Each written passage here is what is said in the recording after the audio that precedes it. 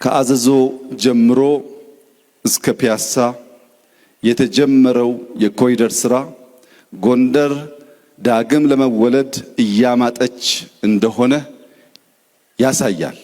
ግን ይህ ምጥ ሙያተኛ ይፈልጋል። ይህ ምጥ ሐኪም ይፈልጋል። አሁን ባለበት ከቀረ ይጨነግፋል፣ አይወለድም። ደግፈን አግዘን እንዲወለድ ካደረግነው ግን ልክ በፋሲል ቅጥረ ግቢ እንደሚታየው ያለው ውበት በመላ ጎንደር ከተማ ውስጥ ሊታይ ይችላል። ለዚህም እናንተ ጎንደሬዎች በዘመናት መካከል ምርጥ ከንቲባ አግኝተናል። ይህንን ከንቲባ ደግፈን ይህንን ከንቲባ አግዘን ለጎንደር ዳግም መወለድ ግራና ቀኝ ሳንመለከት ይህንን እድል እንጠቀምበት። እድል ያልፋል። እድል መጠቀም የብልሆች፣ የአዋቂዎች፣ የአስተዋዮች፣ የጥበበኞች ልምምድ ነው።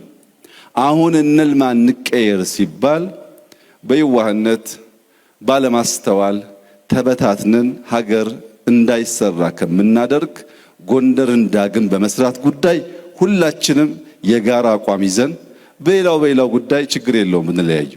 በስራው ጎንደርን ዳግም አስቦ ለመውለድ ግን የሁላችንም የጋራ አቋም መሆን እንዳለበት በጽኑ አምናለሁ።